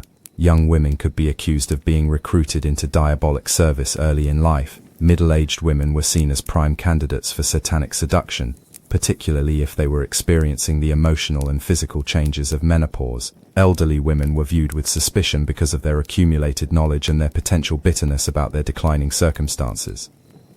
The witch trials also transformed the meaning of female anger and emotional expression. In normal times, women's anger might be seen as inappropriate or unbecoming, but it wasn't necessarily diabolic. During the trials, however, any expression of anger, resentment, or frustration could be interpreted as evidence of supernatural malevolence. A woman who argued with her neighbors, who expressed dissatisfaction with her circumstances, or who showed anything other than cheerful submission, could find herself accused of harboring diabolic sentiments. This created an impossible emotional prison for women. They were human beings living in difficult circumstances, dealing with poverty, disease, family conflicts, and social pressures that would test anyone's patience and equanimity, but they were not allowed to express the normal human emotions that these circumstances produced without risking their lives. The suppression of female emotional expression had profound psychological consequences. Women learned to internalize their anger, to swallow their resentments, and to present a facade of contentment even when they were suffering. This emotional repression became a survival strategy that would shape female behavior for generations. The trials also destroyed traditional forms of female community and mutual support. Women had always relied on networks of neighbors, friends, and relatives to help them through childbirth, illness, economic hardship, and family crises. These networks were informal but essential, providing both practical assistance and emotional support that made survival possible in the harsh conditions of colonial life. But during the witch trials, these same networks became sources of danger. A woman who had close female friends might be accused of forming a diabolic coven. Someone who was frequently visited by other women might be suspected of recruiting them for supernatural purposes. The intimate conversations, shared knowledge, and mutual assistance that had characterized female friendship were reinterpreted as evidence of conspiratorial planning. Women learned to be suspicious of each other, to avoid forming close relationships, and to maintain emotional distance even from their closest friends and family members. The bonds of female solidarity that had sustained women through centuries of patriarchal oppression were systematically destroyed by fear and suspicion. The impact on mothers and daughters was particularly devastating. Mothers who had traditionally passed down knowledge about healing, childbirth, household management, and survival strategies found themselves afraid to teach their daughters these essential skills. The knowledge that could help a young woman survive and thrive in colonial society was also the knowledge that could get her accused of witchcraft. Daughters, in turn, learned to be suspicious of their mother's knowledge and to distance themselves from traditional female wisdom. The intergenerational transmission of female culture, which had preserved important practical and spiritual knowledge for centuries, was disrupted by the fear that this knowledge was diabolic. The witch trials also had profound effects on childbirth and infant care, areas that had been almost exclusively female domains. Midwives, who had traditionally assisted women through pregnancy and delivery, found themselves under intense suspicion. When babies died during or shortly after birth, a common occurrence in an era of primitive medical knowledge, the midwife could be blamed for causing the death through supernatural means. Women who were skilled at helping other women through difficult deliveries might be accused of using witchcraft to control the birth process. Those who knew techniques for easing labor pain could be suspected of employing diabolic assistance. Even the traditional rituals and folk remedies that had been used for generations to protect mothers and babies were suddenly seen as evidence of supernatural involvement. This suspicion of midwifery had devastating consequences for maternal and infant mortality. Women became afraid to seek help during difficult deliveries, preferring to suffer and even die rather than risk accusations of witchcraft. Skilled midwives abandoned their practices or moved away from communities where they were under suspicion. The specialized knowledge that had saved countless lives was driven underground or lost entirely. The trials also transformed the meaning of illness and recovery in ways that particularly affected women. When someone became sick, the community now looked for supernatural explanations rather than natural ones. Women who had the misfortune to become ill after interacting with a suspected witch might find themselves called upon to testify about the supernatural origin of their afflictions. More dangerously, women who recovered from serious illnesses might be suspected of having been healed through diabolic means. The idea that Satan might cure his servants to make them more effective instruments of evil meant that even recovery from illness could be interpreted as evidence of witchcraft. This created a situation where women were afraid to get sick and afraid to get well, afraid to seek treatment and afraid to recover too quickly. The normal human experiences of illness and healing were transformed into potential evidence of supernatural involvement. The psychological effects of living under such constant scrutiny and suspicion cannot be overstated. Women developed what we might now recognize as symptoms of chronic anxiety and post-traumatic stress. They became hyper-vigilant about their own behavior and the behavior of others, constantly scanning for signs of danger or suspicious activity. Many women reported sleep disturbances, intrusive thoughts, and persistent fears that they would be the next to be accused. The stress of living under constant threat affected their physical health, their relationships, and their ability to function normally in their daily lives. The trials also created a phenomenon that psychologists would later recognize as learned helplessness. Women learned that there was no safe way to behave, no strategy that could guarantee survival, and no appeal to reason or justice that could protect them from false accusations. This understanding that they were completely powerless led many women to simply give up trying to protect themselves and to accept whatever fate awaited them. The sexual dimensions of the witch trials were also particularly terrifying for women. The belief that witches engaged in sexual congress with demons meant that accusations of witchcraft carried implicit accusations of sexual deviance and moral corruption. Women who were accused of witchcraft were also implicitly accused of participating in diabolic orgies, seducing innocent men, and using their sexuality for supernatural purposes. This sexual component of witchcraft accusations was particularly damaging because it attacked not just a woman's reputation for piety or good behavior, but her fundamental identity as a moral being. A woman who was accused of witchcraft was also being accused of the most profound kind of sexual corruption imaginable. The trials also revealed and exacerbated the deep anxieties that colonial society harbored about female sexuality. Women's sexual desires and reproductive capacities were seen as inherently dangerous and potentially diabolic. The witch trials provided a framework for expressing these anxieties and for punishing women whose sexuality was seen as threatening to male control. Women who were too sexually attractive, too sexually active, or too sexually autonomous could find themselves accused of using their sexuality for diabolic purposes. But women who were not sexually active enough could also be suspect. Unmarried women, widows, and women who seemed uninterested in men might be accused of having found supernatural substitutes for human companionship. The economic dimensions of the trials were equally revealing. Many of the women who were accused of witchcraft were involved in economic disputes or had somehow challenged traditional gender roles in their economic activities. Women who owned property, operated businesses, or engaged in trade could find themselves accused of achieving their economic success through supernatural means. The trials provided a convenient way to eliminate women who had become economically threatening or inconvenient. A successful female trader could be accused of using witchcraft to gain an unfair advantage over her competitors. A woman who inherited property could be suspected of using supernatural means to influence the terms of the inheritance. Someone who was skilled at negotiating or managing finances might be accused of diabolic assistance in her economic activities. Trumpedition. This economic dimension of the trials had long-lasting effects on women's participation in business and trade. Women learned that economic success could be literally deadly, and many chose to limit their economic activities or to hide their business acumen, rather than risk accusations of supernatural assistance. The trials also revealed the deep connections between economic anxiety and supernatural suspicion. In times of economic hardship, communities looked for scapegoats to blame for their difficulties. Women who seemed to be prospering while others suffered, or who possessed resources that their neighbors lacked, became natural targets for accusation. The legal framework of the trials systematically disadvantaged women in ways that reflected broader patterns of gender discrimination in colonial society. Women had fewer legal rights than men even under normal circumstances, and the special procedures used in witchcraft cases made their legal position even more precarious.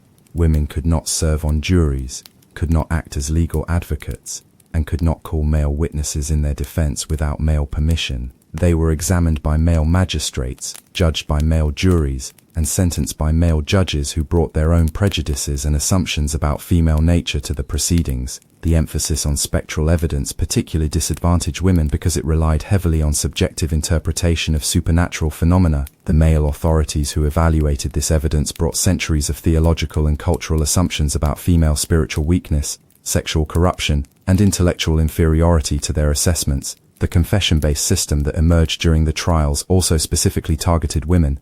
The authorities understood that women were more likely than men to break under psychological pressure and to confess to crimes they had not committed in order to save their lives. The interrogation techniques used were specifically designed to exploit female vulnerabilities and to encourage false confessions.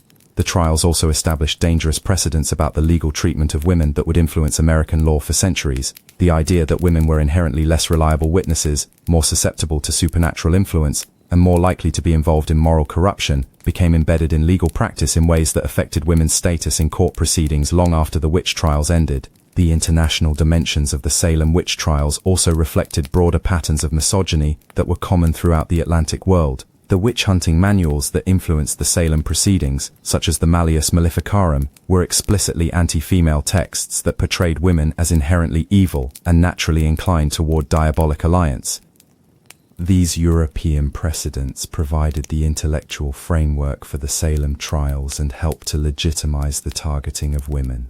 The fact that similar witch hunts had occurred throughout Europe and had specifically targeted women gave the Salem authorities confidence that they were following established precedents and accepted practices. But the American context also added unique dimensions to the persecution of women. The frontier environment, with its constant threats and uncertainties, created additional anxieties about social order and female behavior.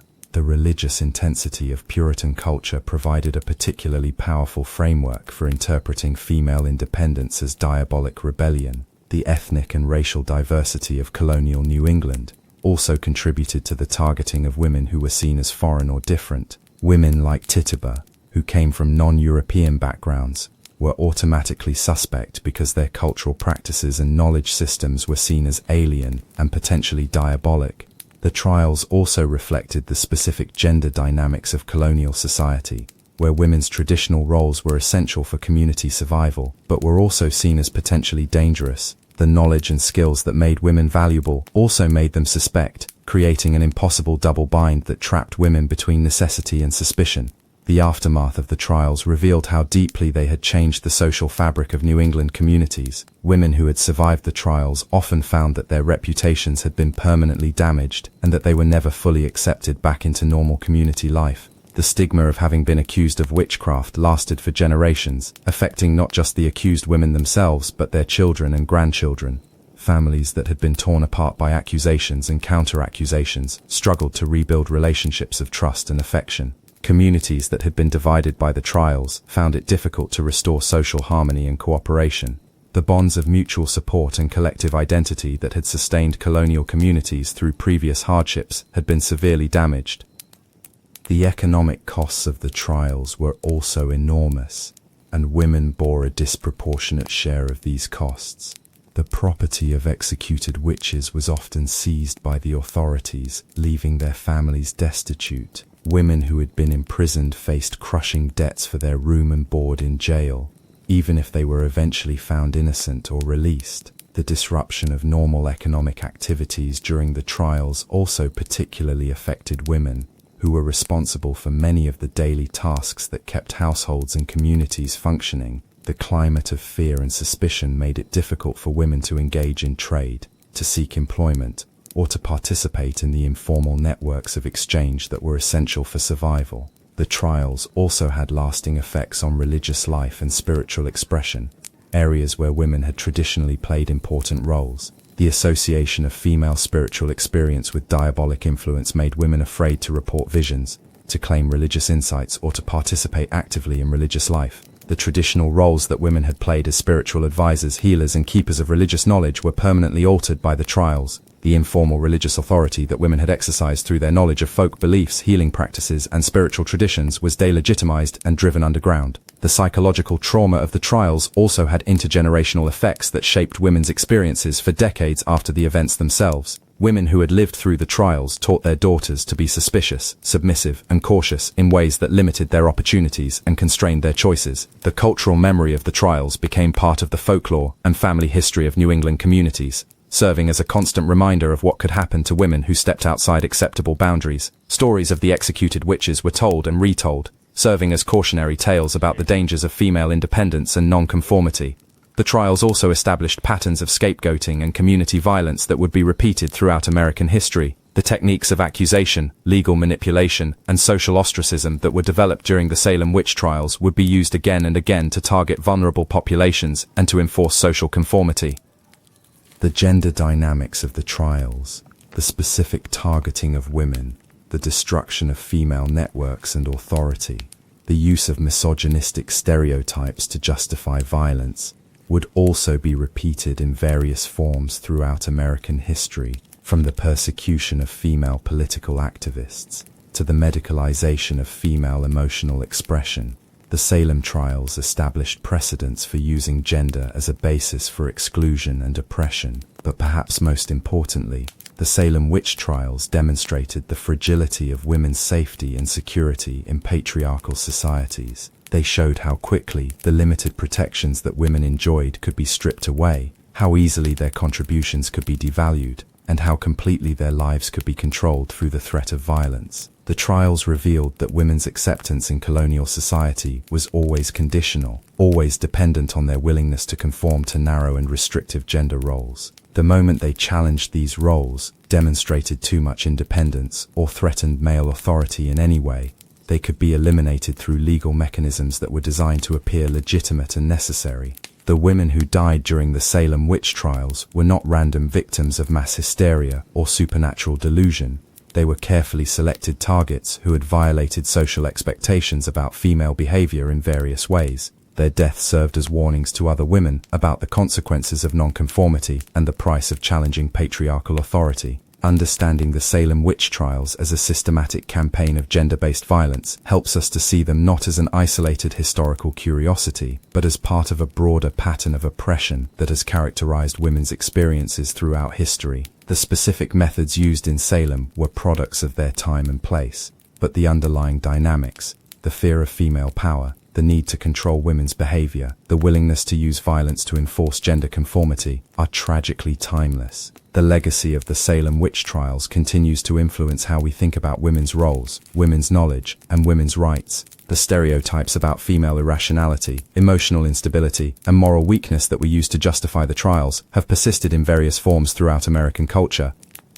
The trials also established dangerous precedents about the use of psychological pressure, social ostracism, and legal manipulation to control behavior and enforce conformity. The techniques of interrogation, isolation, and coercion that were developed during the trials have been used repeatedly throughout history to break down resistance and force compliance. Most importantly, the Salem witch trials remind us that progress toward gender equality is not inevitable or irreversible.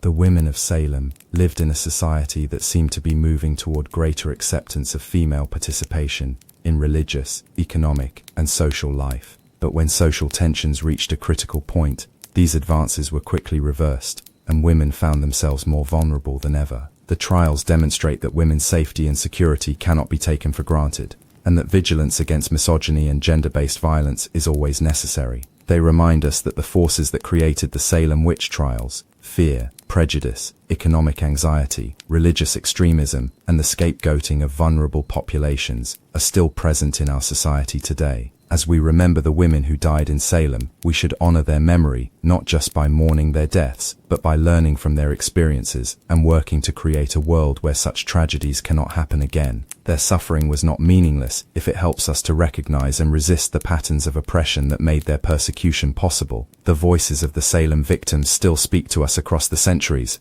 reminding us that the price of freedom is eternal vigilance, that justice requires constant effort, and that the defense of human dignity is never finished. In their memory, we must continue the work of building a world where no woman has to choose between conformity and survival, where female knowledge and authority are valued rather than feared, and where differences are celebrated rather than criminalized. The darkness of Salem may have passed, but its lessons remain as relevant today as they were 3 centuries ago.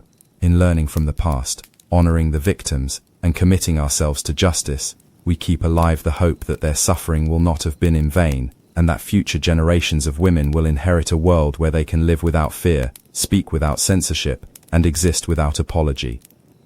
But there's one more aspect of the Salem witch trials that we need to confront before we let these women rest.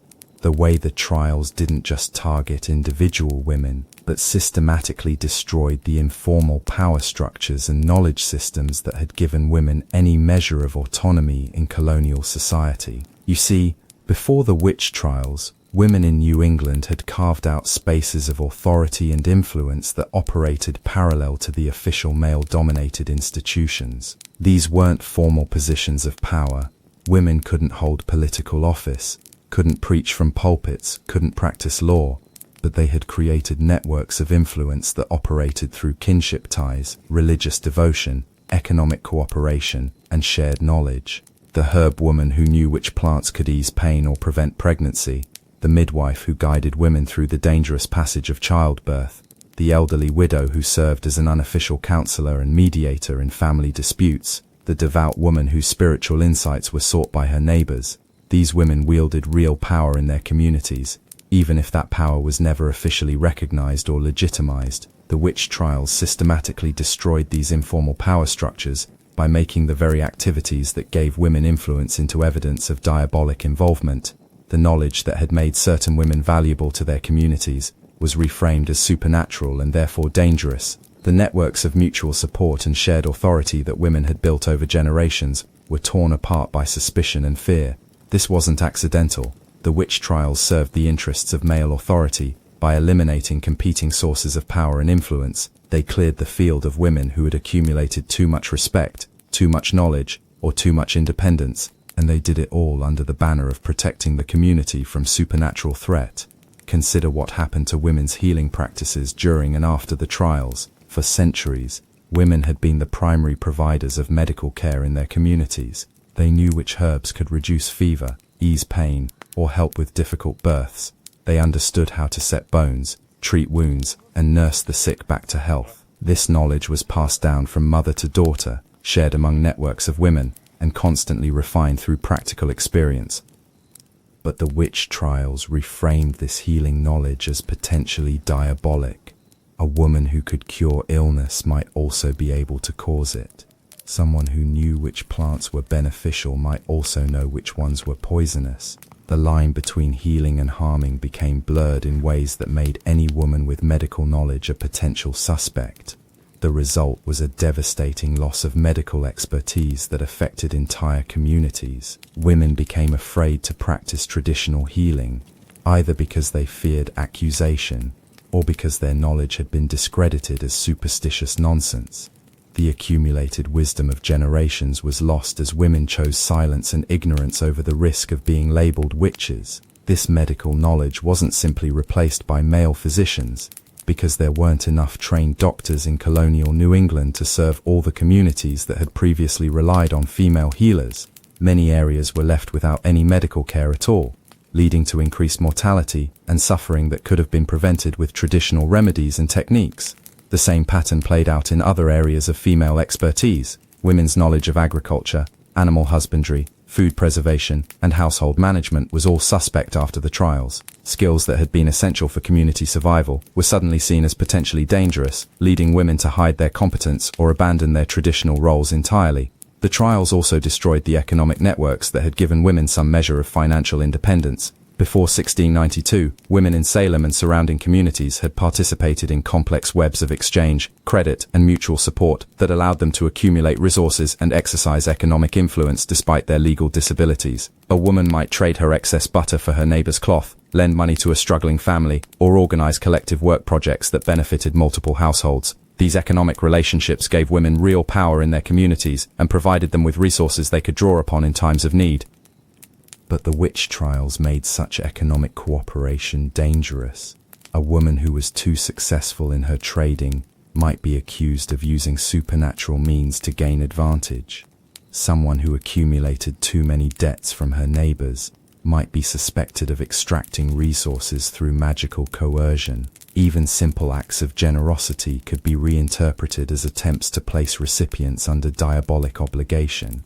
The climate of suspicion that surrounded the trials broke down the trust that was essential for these informal economic networks to function. Women became afraid to engage in trade, to lend money, or to participate in cooperative ventures that had previously been essential for their survival and prosperity. Women who had lost their trading partners, their sources of credit, and their participation in cooperative ventures found themselves more dependent on male relatives and more vulnerable to economic hardship.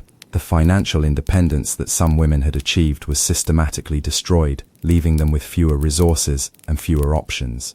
The trials also had profound effects on women's intellectual and cultural life. Before 1692, women had maintained rich traditions of storytelling, folk belief, and cultural knowledge that provided alternatives to the official narratives promoted by male religious and political authorities. Women gathered in informal groups to share stories, discuss community events, and pass along cultural knowledge that wasn't recorded in official documents or preserved in formal institutions. These gatherings were spaces where women could express opinions, share information, and exercise intellectual authority in ways that weren't available to them in mixed-gender settings. But the witch trials made such gatherings dangerous. Any assembly of women could be interpreted as a diabolic meeting where supernatural plots were hatched and evil schemes developed.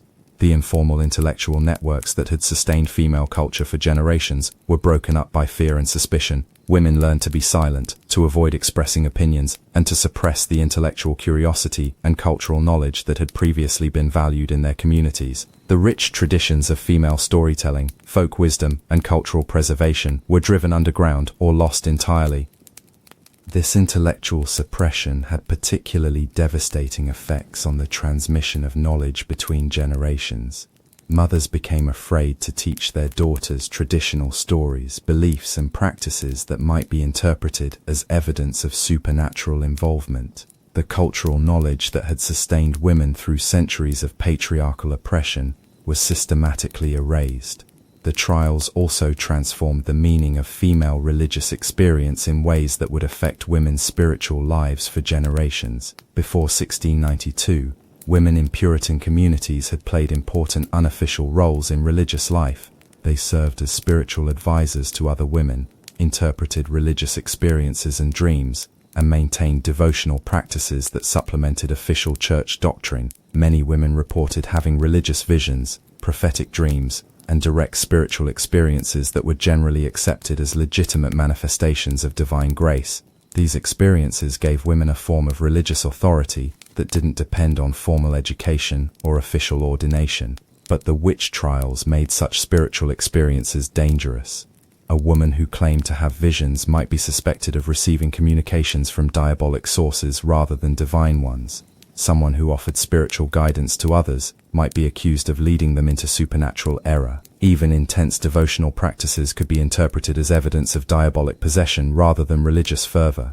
The result was a systematic suppression of female religious expression that impoverished the spiritual life of entire communities. Women learned to keep their religious experiences private, to avoid claiming spiritual authority, and to suppress the mystical and visionary traditions that had been an important part of female religious culture. This religious suppression was particularly tragic because it eliminated some of the few sources of authority and dignity that had been available to women in Puritan society. The trials didn't just kill individual women, they also killed forms of female spiritual expression that had provided meaning, purpose, and empowerment for countless others.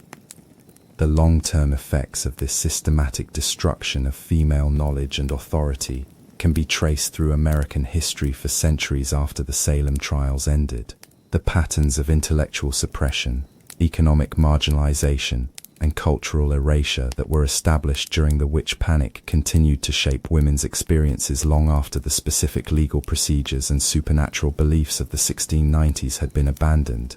Women learned to hide their intelligence, to downplay their competence, and to avoid any form of expertise or authority that might make them threatening to male power structures. The knowledge systems and cultural practices that had sustained female communities were lost or driven so far underground that they couldn't be easily recovered.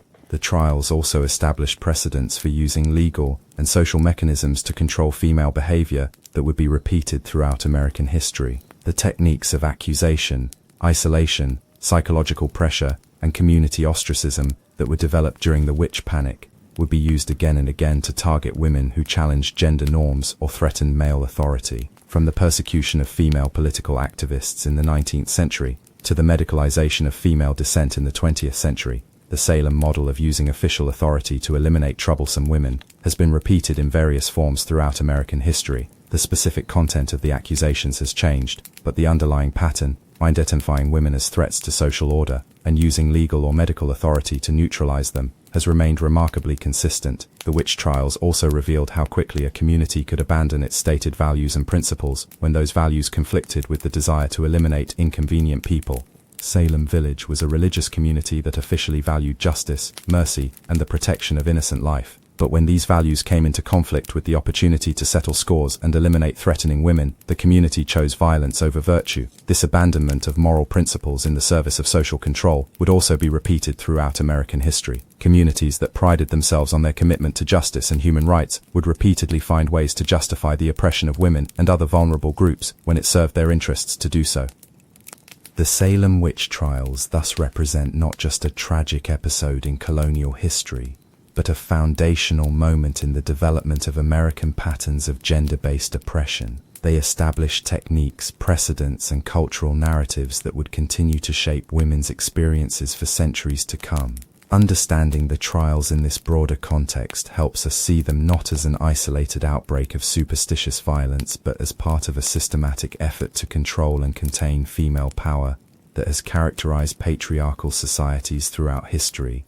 The specific methods used in Salem were products of their time and place, but the underlying goals, mine as eliminating female independence, destroying women's knowledge systems, and enforcing gender conformity through violence, are tragically universal. The women who died in Salem were thus not just victims of a particular historical moment, but casualties in a much longer and broader war against female autonomy and authority. Their deaths served purposes that extended far beyond the elimination of supposed supernatural threats. They helped to establish and reinforce systems of gender-based oppression that would affect millions of women who came after them. Recognizing this broader significance doesn't diminish the individual tragedy of each woman who died, but it does help us understand why their deaths mattered so much to the community that killed them. These weren't random acts of violence driven by supernatural fear.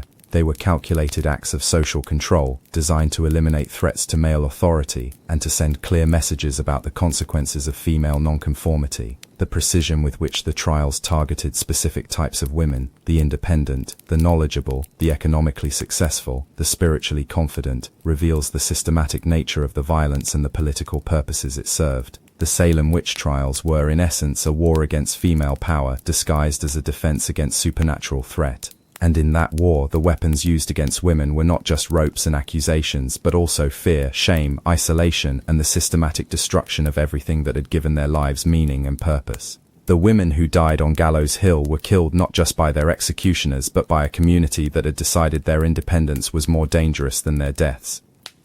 This is the final and perhaps most important lesson of the Salem witch trials, that the greatest threat to patriarchal authority is not women's supposed alliance with supernatural forces, but their very real capacity for independence, knowledge, and mutual support. The trials were successful not because they eliminated actual witches, but because they eliminated actual women who had found ways to exercise power and authority in a society designed to deny them both.